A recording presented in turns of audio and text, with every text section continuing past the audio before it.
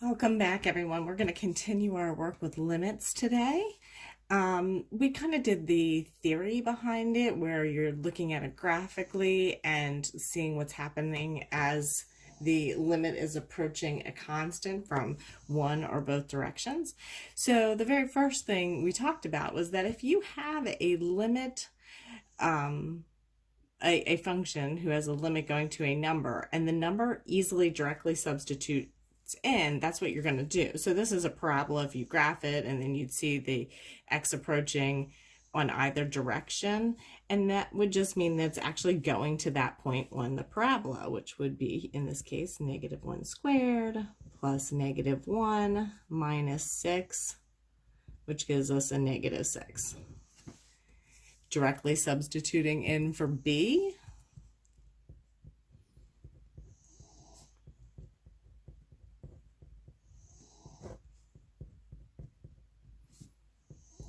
you should get a -3. Then we scamper down here, and you see that you cannot directly substitute in this one because you're going to end up with 0 in the denominator. When you come across that, the first thing you want to look for is there any way we can simplify the fraction.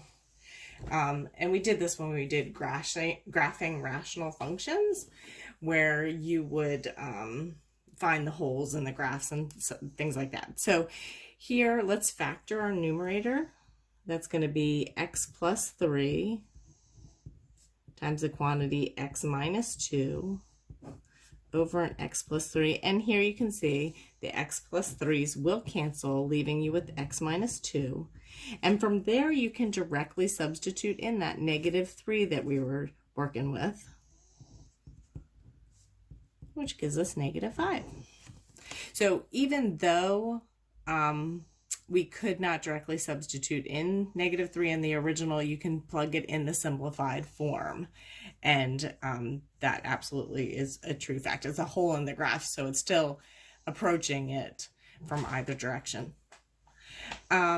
Okay, in B, again, cannot substitute in 1 because you'll end up with 0 in the denominator. So now we need to factor the denominator. And you might remember we factor a 4-term polynomial by using factoring by grouping. So let's just rewrite that equation.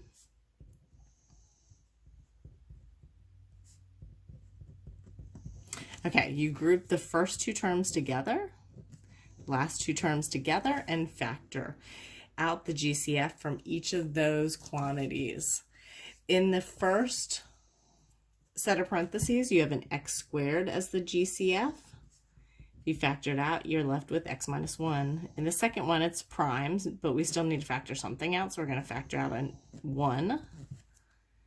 Now you can see these 2 terms have a common binomial factor of x minus 1 that we're going to factor out, leaving us with x squared plus 1, which does not factor any further. So I'm going to rewrite my original equation. Actually, it's an expression, x minus 1 over the quantity x minus 1 times x squared plus 1. And you can see that the x minus 1's cancel, so your reduced expression is 1 over, you need a 1 as a placeholder, x squared plus 1. Don't just use the x squared plus 1 because it still has to be in the denominator. At this point, you can substitute in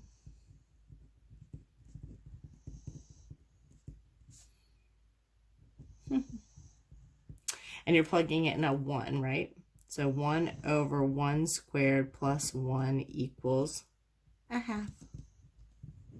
Okay, so the first thing you want to check for is, can you just originally, from the very original problem, directly substitute in? If you can't, then you look to see if maybe there's a common factor that can be canceled out, and then you substitute into it. Here we have the situation where we can't directly substitute in because it's going to give us 0 in the denominator. If we, there's no way to factor that, but we have here a binomial in the numerator. We can actually use our rationalizing. So we're going to multiply top and bottom of this fraction by the conjugate of the numerator. And remember your conjugates, if you had a plus b as your term, a minus b is the conjugate. So here our first term is going to remain the square root of x plus 1, but instead of plus 1, instead of minus 1, it's plus 1.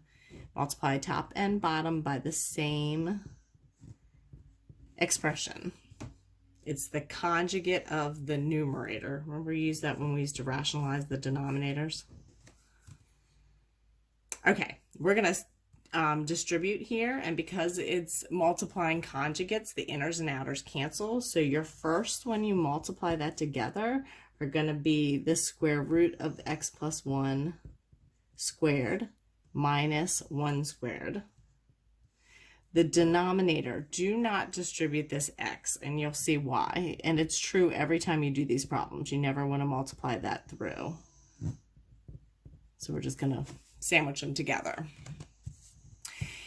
The first term, the square root and squaring cancel. I'm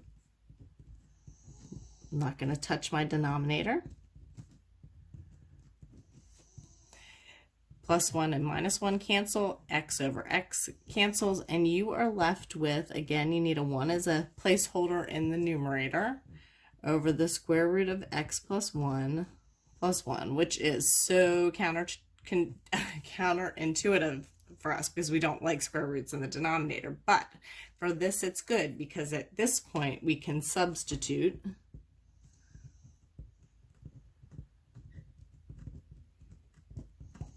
And we are substituting in from our limit here a 0. So we're going to plug a 0 in for our x term. 1 over the square root of x plus 0 plus 1. 1 over the square, I'm sorry, we plugged in, oh my goodness. Okay, hold on, back here. 1 over, not x plus 1, when we substitute in, we'll do 0 plus 1, there you go, plus 1, I apologize, leaving us with the square root of 1 plus 1, which is 1 over 1 plus 1, I'm running out of real estate, 1 over 2, which is a half. So the limit is a half. Oh, sorry about that.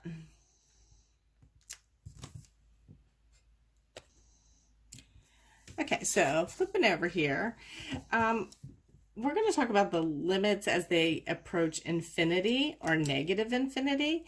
And I just want to talk to you about this real quick. So if you had something like this, the limit as x approaches infinity of the quantity 5x minus 1. Okay, so think about what we talked about the last lesson, that 5x minus 1 is a line. Like if I was on a coordinate plane, my y-intercept would be at -1, my slope would be up 5 over 1, so it would be something like this, right?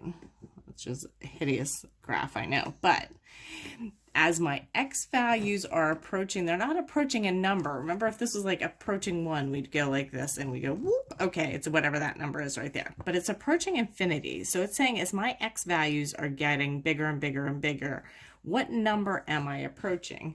Well, I'm actually headed off to positive infinity, aren't I? So we would say the limit does not exist. I usually just write DNE because I'm lazy. Anyway, so just kind of, that's what this is based off of. So looking at this little rule here, it says if r is a positive real number, so that means that little r, my exponent's real, the limit as x approaches infinity of 1 over r is equal to 0.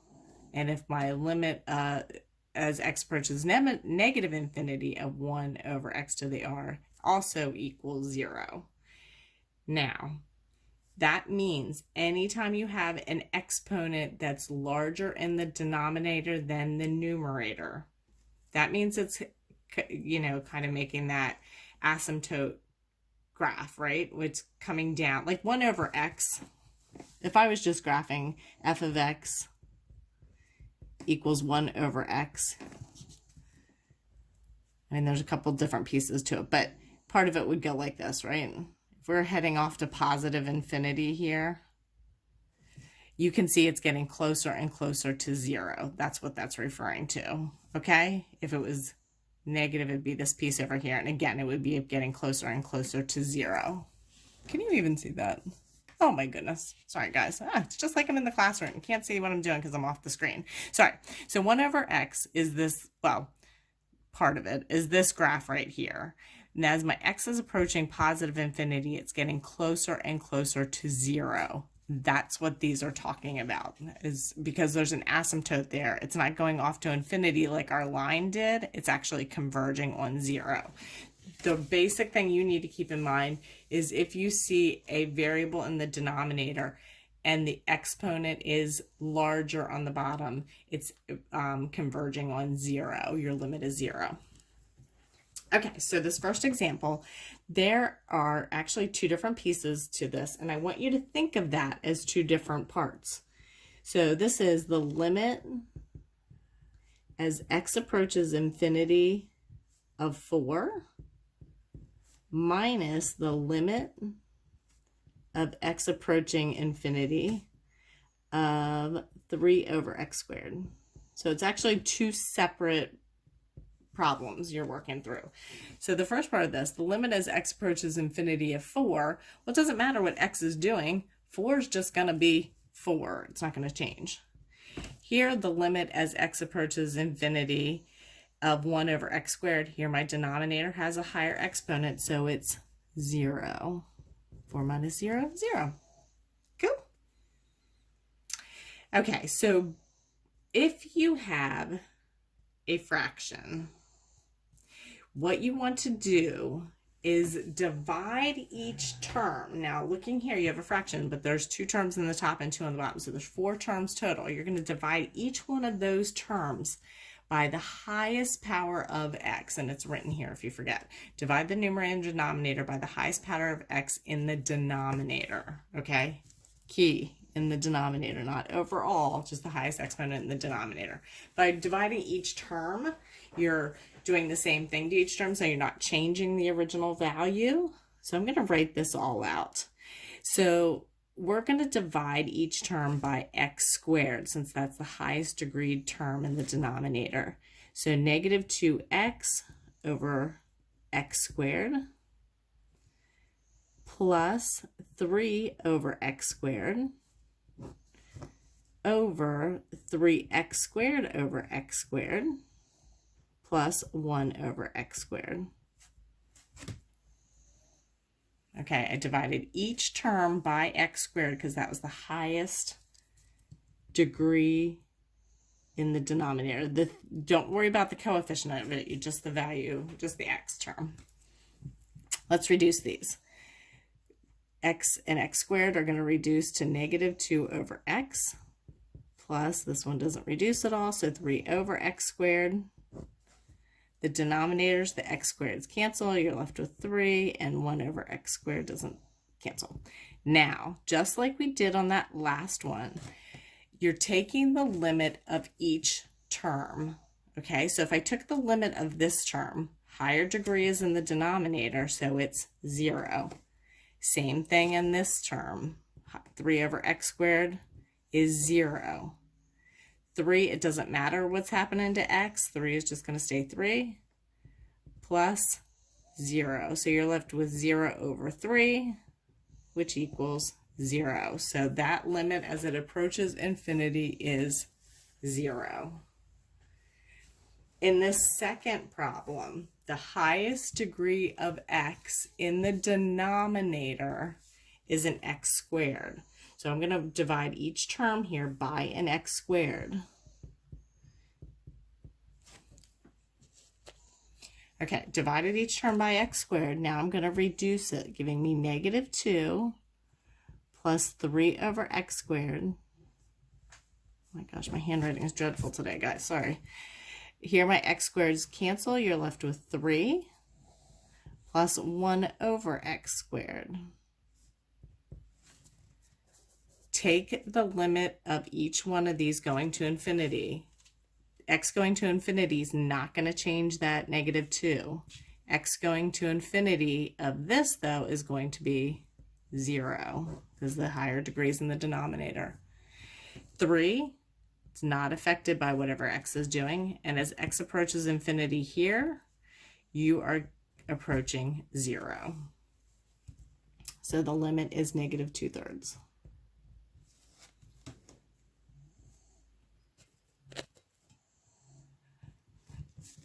Okay, we had the same highest degree in the denominator of x squared, so I divided each term by an x squared. Now, reducing each fraction, you're left with negative 2x plus 3 over x squared over 3 plus 1 over x squared. Okay, as x approaches infinity of negative 2x, that's a line. That means it is approaching negative infinity. This would be plus 0. This would be 3. And the last one would be 0. But it doesn't really matter what any of the other stuff is because the limit does not exist because of this first term right here. Does not exist. Okay.